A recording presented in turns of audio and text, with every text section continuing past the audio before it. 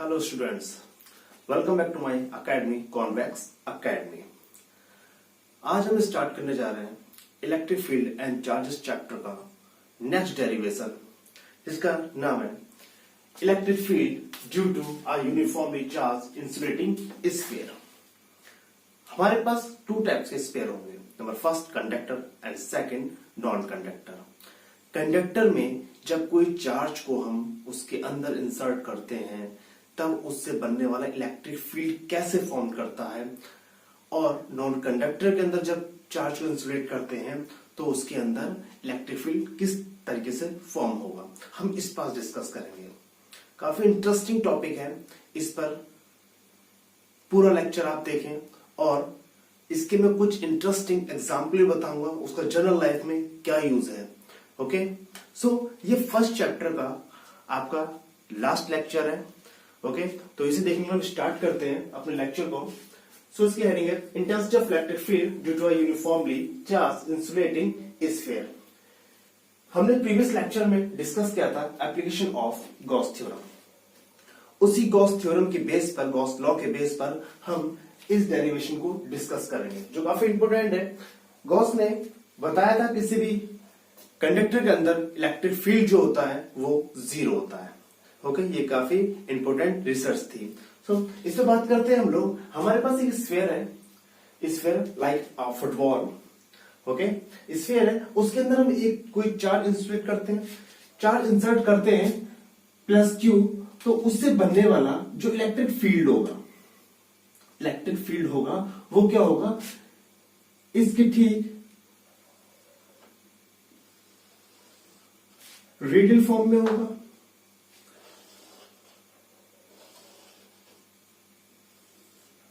क्या होगा, radial form में होगा। इस स्फीयर की एक रेडियस है, वो क्या है, कैपिटल आर। अब ये हमारे पास में एक कंडक्टर है, तो हम इसका इलेक्ट्रिक फील्ड फॉर्म करने के लिए क्या करेंगे, इस पर एक गॉसियन सरफेस लेंगे। मतलब एक गॉसियन सरफेस के अंदर कोई भी चार्ज रखा हुआ है। ओके, तो गॉसियन सरफेस क्या करते हैं, जो हमारे पास में स्फीयर है उसके चारों ओर एक इमेजिनरी लाइंस ड्रॉ करते हैं, जिसे हम क्या बोलते हैं, गॉसियन सरफेस। अब इसके लिए हम इलेक्ट्रिक फील्ड को अगर फाइंड आउट करते हैं तो क्या करेंगे, उसके लिए सबसे पहले हम चेक करेंगे उसके आउटवर्ड में कोई भी पॉइंट हमने P माना है तो उसके आउटवर्ड में इलेक्ट्रिक फील्ड कितना है। फिर उसके बाद नेक्स्ट स्टेप जो होगा हमारा, उस स्फीयर के सरफेस पर फाइंड आउट करेंगे, एंड देन उस स्फीयर के अंदर मतलब इनसाइड फाइंड आउट करेंगे इलेक्ट्रिक फील्ड कितना है। ओके, सो स्टार्ट करते हैं। Consider an isolated spherical cell of radius r with uniform volume, charge density rho, electric field is outward, radial and symmetric at every point. Okay, the angle between E and A is 0. पहले से बात करते हैं। अगर मैं इसकी density की बात करूं, अगर मैंने कोई चार्ज इसके अंदर रखा है तो इसकी डेंसिटी कितनी होगी, जो इसकी डेंसिटी होगी, वो होगी rho is equal to charge insulate किया गया है तो चार्ज Q अपॉन इसका एरिया अपॉन A। ये क्या हो जाएगी, इसकी डेंसिटी। तो इस पर टोटल चार्ज कितना है, तो टोटल चार्ज होगा वो होगा Q is equal to density into area. उस एरिया में स्प्रेड क्या हुआ, चार्ज। ओके, देन इस पूरे स्फीयर पे जो इलेक्ट्रिक फील्ड है वो क्या है, रेडियल फॉर्म में है, तो उसके एवरी पॉइंट पर इलेक्ट्रिक फील्ड सिमेट्रिक है। एवरी पॉइंट पर सिमेट्रिक है तो किसी एक पॉइंट चार्ज के कारण electric field due two point charge के कारण, तो उसके एवरी पॉइंट पर जो इलेक्ट्रिक फील्ड होगा वो क्या होगा, E is equal to 1 upon 4 pi epsilon naught Q upon R square. अब जो मैंने स्फीयर है उसका रेडियस माना है कैपिटल R। क्या माना है, कैपिटल R। और जो गॉसियन सरफेस है वो भी एक आप मान सकते हो, लाइक हमारे पास में एक बॉल है, ठीक है, एक छोटी बॉल है जो हमारा स्फीयर बताता है, और उसके ऊपर कवरअप किया गया है बड़ी बॉल से। ओके, तो उसे हमने क्या माना है, गॉसियन सरफेस। तो बड़ी बॉल का जो रेडियस माना वो स्मॉल r से डिनोट किया है, किससे किया है, स्मॉल r से। तो इस गॉसियन सरफेस के एवरी पॉइंट पर जो इलेक्ट्रिक फील्ड होगा तो Q अपॉन आर स्क्वायर होगा, Q upon R square.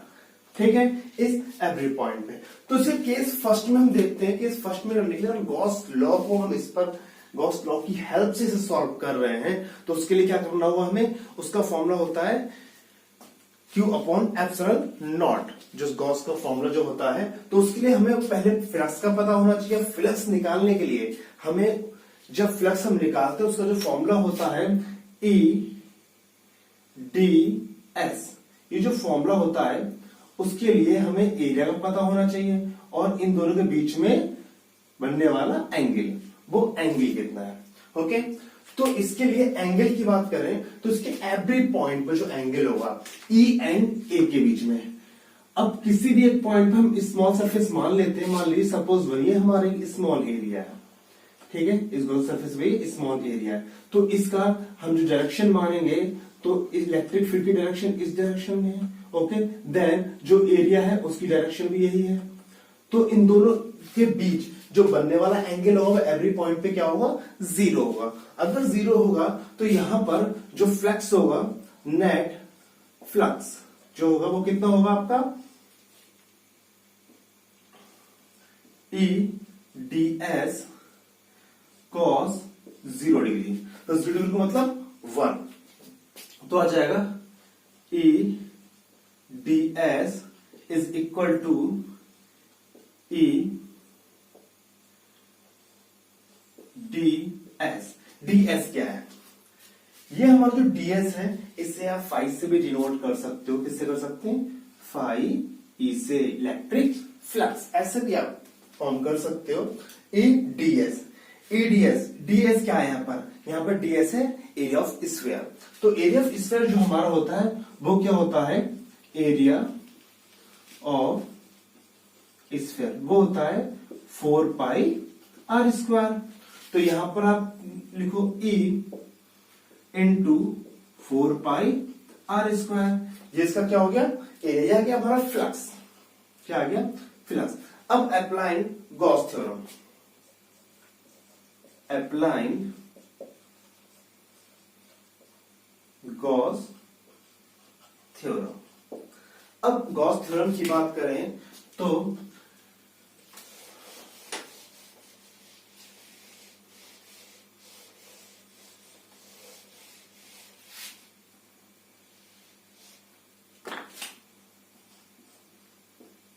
Gauss theorem, तो गॉस थ्योरम की बात, गॉस का फॉर्मूला जो होता है वो होता है phi E is equal to Q upon epsilon naught. Okay, so phi E का क्या है, A into 4 pi R square, E into 4 pi R square to Q upon epsilon naught.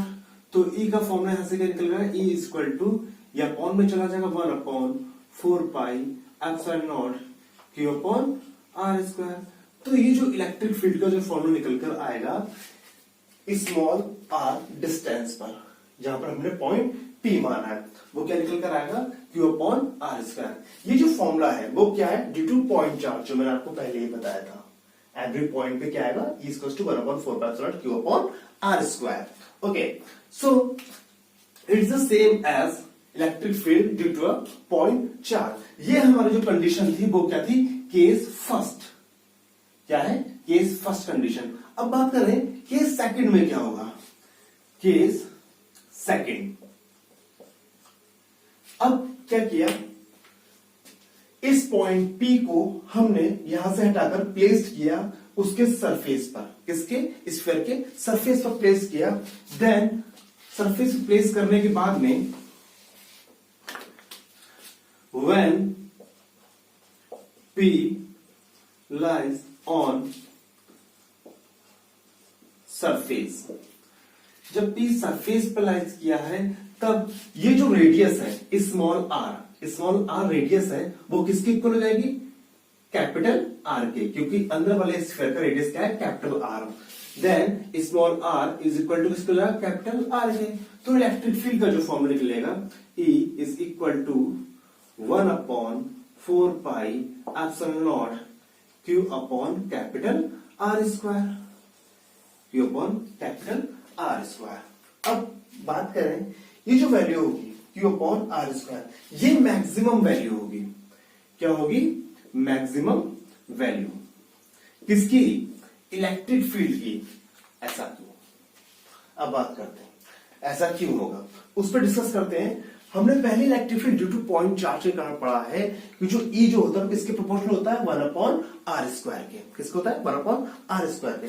तो ये डिस्टेंस के अकॉर्डिंग इलेक्ट्रिक फील्ड क्या होता है? Decrease होता है। ठीक है, तो स्मॉल आर डिस्टेंस ज्यादा है तो इलेक्ट्रिक फील्ड वीक होगा, एंड इसके पास में कैपिटल आर, ये स्मॉल डिस्टेंस है, मतलब एक स्फीयर के सरफेस पे है, तो सरफेस पे इलेक्ट्रिक फील्ड क्या होगा? स्ट्रांग होगा।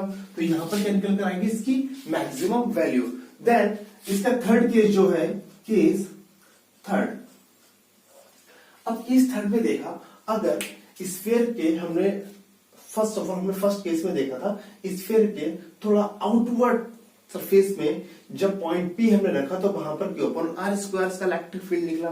देन उसे थोड़ा पास में लेकर आए, मतलब कैपिटल आर रेडियस पर लेकर आए, मतलब स्फीयर के सरफेस पर लेकर आए, तो निकल कर आया Q upon capital R square. Then अगर यहां से पी हटाकर मैं इंसर्ट कर दूं, इंसाइट करूं किसके?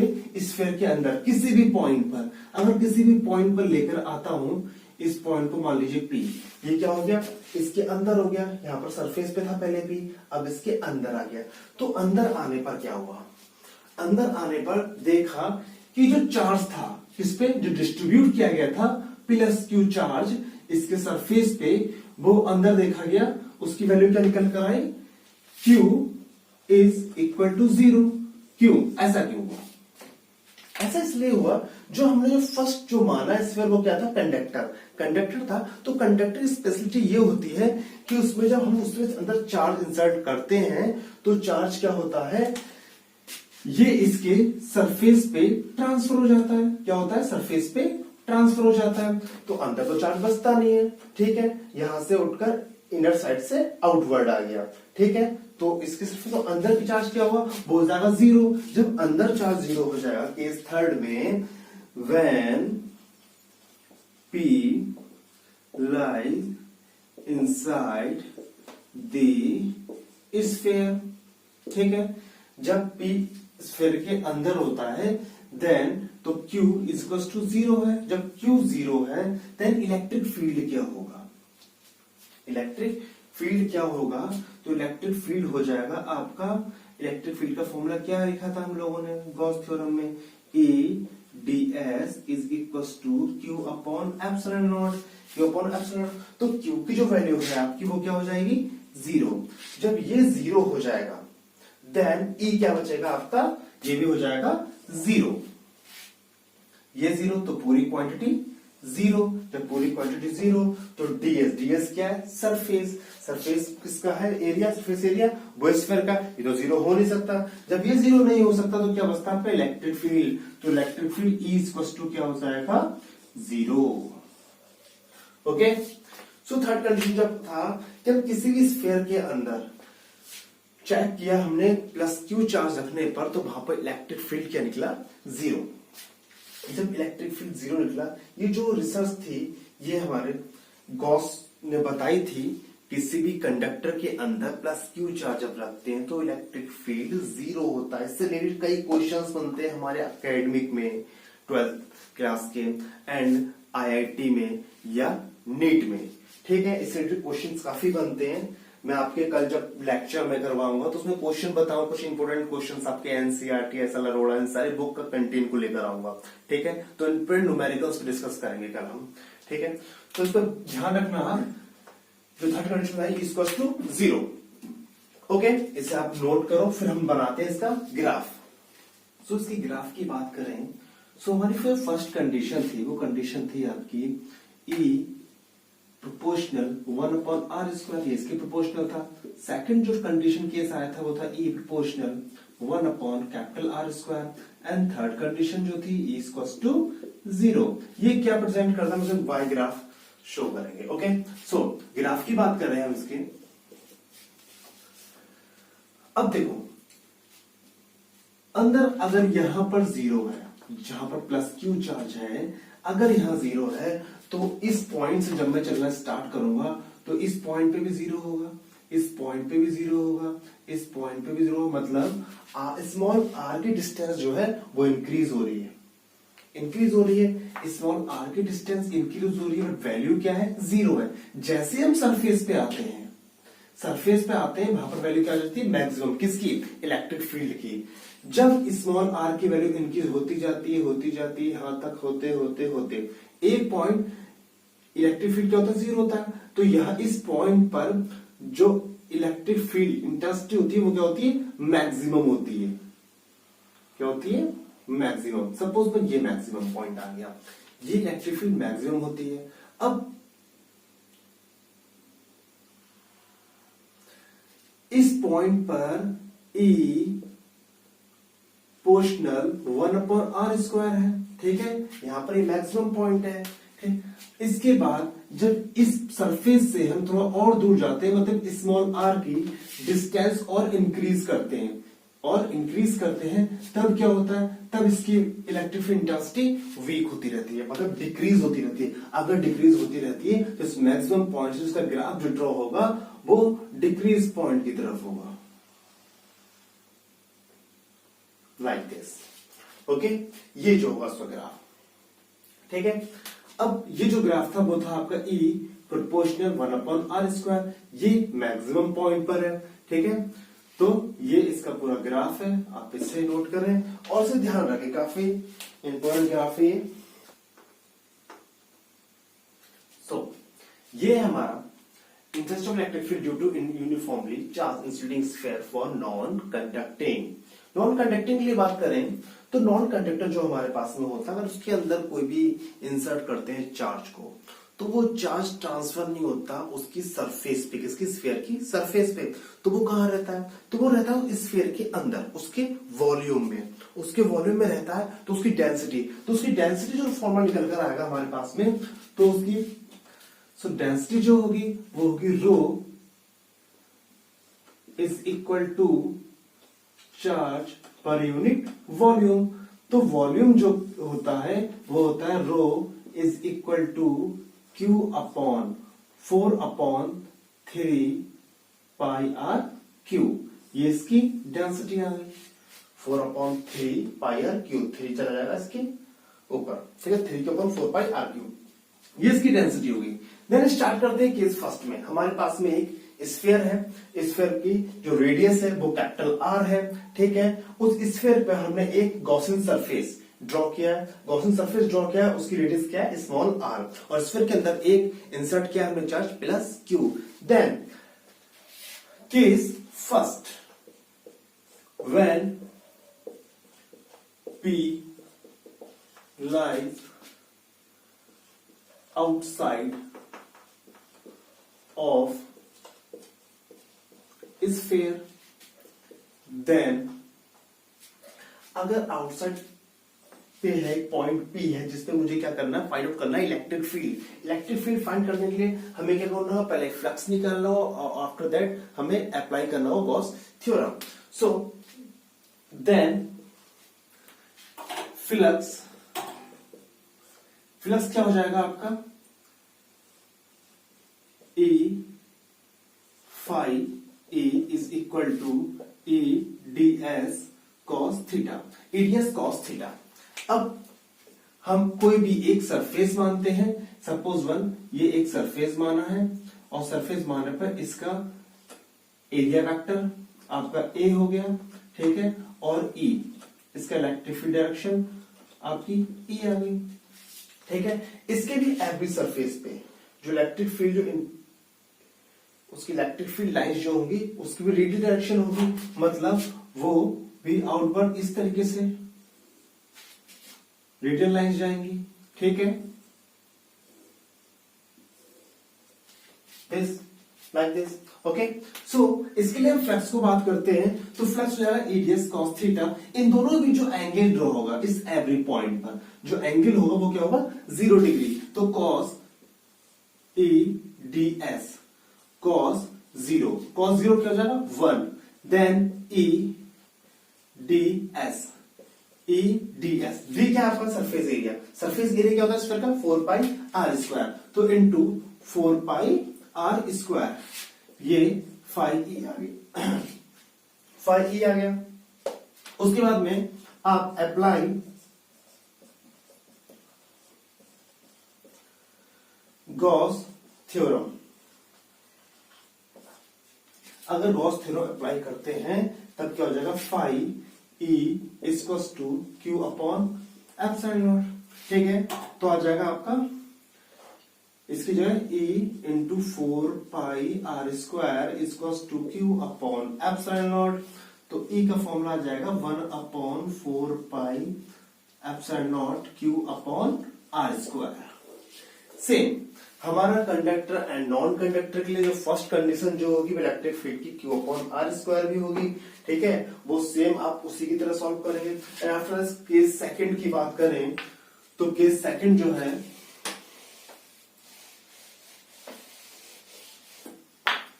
Case second when P lies on surface. अगर सरफेस पर P होता है, यहां पर ना होकर वो सरफेस पे P आ जाता है, देन क्या हो जाएगा आपका स्मॉल r इक्वल हो जाएगा कैपिटल R के। तो इलेक्ट्रिक फील्ड जो सरफेस पे होगा वो हो जाएगा 1 upon 4 pi square, okay, capital R square.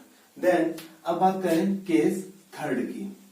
Case third कुछ यूनिक है और अलग है। रीजन ये है, अब जो चार्ज है वो स्फीयर के वॉल्यूम में है। अगर स्फीयर के वॉल्यूम में है तो इसके लिए हमें गॉसियन सरफेस ड्रॉ करना होगा। तो वो गॉसियन सरफेस कहां पर होगा, तो ये गॉसियन सरफेस अब बाहर ना होकर इसके अंदर होगा। मतलब अब उस P पॉइंट को हम अंदर इंसर्ट कर रहे हैं, किसके स्फीयर के। जब अंदर इंसर्ट कर रहे हैं तो गॉसियन सरफेस क्या आ जाएगा, अंदर आ जाएगा। तो सपोज हम ड्रॉ करते हैं यहां पर गॉसियन सरफेस को,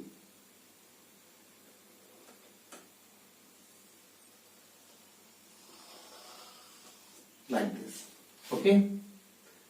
ये आपका गॉसियन सरफेस हो गया, दिस। देखिए अब ये अंदर आ गया, तो गॉसियन सरफेस बाहर से पहले था आपका आउटवर्ड में, फिर आया आपके इसके सरफेस पे, फिर आया उसके अंदर। अब अंदर आ गया है तो अंदर का सॉल्व करेंगे, ओके। ये आपका नेक्स्ट डायग्राम हो गया। अब गॉसियन सरफेस उसके अंदर है। अगर गॉसियन सरफेस उसके अंदर है तो उसकी रेडियस क्या हो जाएगी, उसकी रेडियस आएगी स्मॉल r। क्या हो जाएगी, स्मॉल r। उसके अंदर वाले गॉसियन सरफेस की रेडियस स्मॉल r होगी, और जो आउटवर्ड जो है उसकी रेडियस हमारे पास ऑलरेडी पहले से क्या थी, वो क्या थी, कैपिटल R। तो अब P पॉइंट गॉसियन सरफेस के अंदर है, मतलब उस स्फीयर के इनसाइड में अंदर की ओर है। तब बात करेंगे हम लोग, सपोज वन हमारे पास जो चार्ज था, when P lies inside of the sphere, ठीक है, स्फीयर के अंदर की ओर P लाई करता है। देन जो हमारे पास चार्ज है, अब चार्ज जो उसके अंदर गॉसियन सरफेस में जो होगा वो Q dash is equal to, ये हमने माना अंदर क्या है चार्ज Q डैश है, तो Q डैश इक्वल्स टू वो किसके होता है, आपके डेंसिटी इनटू वॉल्यूम। क्योंकि डेंसिटी का फॉर्म होता है charge upon volume, charge per unit volume, charge per unit volume. तो यहां से चार्ज कर लो रो इंटू वी, तो रो इंटू वी। अब वी हमारा क्या है, वी है हमारा 4/3 पाई आर क्यू। ये हमारा 4/3 पाई आर क्यू हो गया, ठीक है। देन अब रो की बात करें तो Q dash is equal to, rho है 3Q upon 4 pi R cube, 3Q upon 4 pi R cube into 4/3 pi R cube. ये चल रहा है साथ में, इसमें जो वैल्यू आपकी कैंसिल होती है उसे कैंसिल करो, बाकी हम नेक्स्ट बात करते हैं, ओके। Applying Gauss theorem. उससे पहले इसे हम सॉल्व कर लेते हैं, ठीक है। अब एक बात ध्यान दो, 3Q upon 4 pi R cube, 4/3 pi R cube, ये किसका है। अब जो अंदर स्फीयर है और जो आउटवर्ड स्फीयर है, एक तो गॉसियन सरफेस आपके इनसाइड और एक आउटसाइड जो है आपका स्फीयर है, इसकी रेडियस क्या है? कैपिटल आर, और इसकी रेडियस क्या है? स्मॉल आर, जो अंदर गॉसियन सरफेस है। तो इसकी रेडियस क्या है अंदर वाले की? वो क्या है? पाई आर क्यू, मतलब स्मॉल आर। अब कैपिटल आर कौन सा है? आपका कैपिटल आर आ गया 3q/4 पाई आर क्यू। ये रो किसका है? रो हमारे जो हमारा स्फीयर था उसका है। तो यहां पर डेंसिटी वो चेंज हो जाएगी, वो क्या हो जाएगी? R cube. First condition second condition के अकॉर्डिंग वहां पर स्मॉल आर ही आएगा। ओके, देन थर्ड कंडीशन में आपके वो आर क्यू हो जाएगा, कैपिटल आर क्यू। तो इससे आप सॉल्व करेंगे तो सॉल्व करने पर कुछ वैल्यू कैंसिल हो जाएंगी, पाई से पाई कैंसिल हो जाएगा, ठीक है, 4 से 4 कैंसिल हो जाएगा, 3 से 3 कैंसिल हो जाएगा। तो आपका बचेगा Q R cube upon R की पावर 3, या आपका क्यू डैश आ गया। ओके, मतलब टोटल चार्ज इस स्फीयर में आ गया, ठीक है। देन उसके बाद में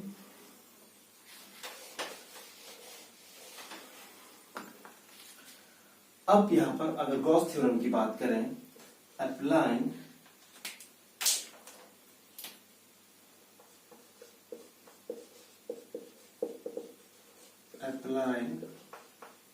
गॉस लॉ, तो गॉस लॉ जो आपका है वो होता है E ts is equal to Q dash upon epsilon naught. Q dash मैंने यूज किया है क्योंकि हमारे टोटल चार्ज क्या है यहाँ पर?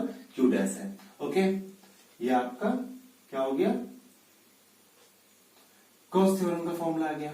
देन अब यहां पर E कांस्टेंट वैल्यू, ये आपका ds आ गया, ठीक है, is equal to Q dash क्या है आपका? Q R cube upon R cube है। तो Q R cube upon R की पावर 3, ठीक है। ds ये क्या है? इसका सरफेस एरिया। सरफेस एरिया क्या होता है? 4 पाई आर स्क्वायर। तो E into 4 pi R square is equal to Q R cube upon epsilon naught R की पावर 3। इसे सॉल्व करते हैं तो E is equal to 1 upon 4 pi epsilon naught Q upon R square R की power 3। R square से आपकी R की power 3 cancel, तो E equals to 1 upon 4 pi epsilon naught square, यहां पर एक सिंगल स्क्वायर आर बचा, आर अपॉन आर क्यू। ये आपकी इलेक्ट्रिक फील्ड टेस्टिंग जब P उस स्फीयर के अंदर हो, ठीक है। तो यहां पर जो हम वैल्यू देख रहे हैं वो यहां पर E किसके डायरेक्टली प्रोपोर्शनल है? इनवर्सली प्रोपोर्शनल नहीं है। अब क्या है? डायरेक्टली प्रोपोर्शनल टू R है। E क्या है? डायरेक्टली प्रोपोर्शनल टू R है। अब इसके अकॉर्डिंग चलते हैं, इसके अकॉर्डिंग ग्राफ क्या होगा उसकी बात करते हैं। अभी तक क्या था हमारे ग्राफ में? इनवर्सली प्रोपोर्शनल चल रहा था स्मॉल आर स्क्वायर के, एंड यहाँ पर कुछ कंडीशन चेंज होती है, यहाँ पर होता है E प्रोपोर्शनल R। तो इसका ग्राफ ड्रॉ करते हैं। ग्राफ में क्या कहता है? तो इस ग्राफ की बात करते हैं। ये जो हमारा ग्राफ है, अब हमारे पास 3 कंडीशन थी। फर्स्ट कंडीशन जो आपकी थी वो थी 1 upon E proportional 1 upon r square, and second condition E proportional 1 upon capital R square, and third condition proportional क्या है? R के। तो इसके बेस पर हम लोग ग्राफ ड्रॉ करेंगे। ओके, तो सबसे पहले देखते हैं यहां पर अगर R की वैल्यू इंक्रीज होती है, इस कंडीशन में अगर R की वैल्यू स्मॉल r की वैल्यू इंक्रीज होती है तो उतना ही इलेक्ट्रिक फील्ड इंक्रीज होगा। जितना R इंक्रीज होगा उतना इलेक्ट्रिक फील्ड इंक्रीज होगा। तो यहां पर जब हमारा R इंक्रीज इतना होता है तो इलेक्ट्रिक फील्ड इतना इंक्रीज हो जाता है। जब यहां पर एक पॉइंट और बढ़ता है तो एक पॉइंट यहां भी बढ़ जाता है, ऐसे एक पॉइंट यहां बढ़ता है तो एक पॉइंट यहां बढ़ जाता है, ठीक है। तो इस कंडीशन में ये जो हमारा ड्रॉ होता है, एक ये और ये क्या होता है? हमारा एक मैक्सिमम पॉइंट हो जाता है, ठीक है। और ये जो ड्रॉ होता है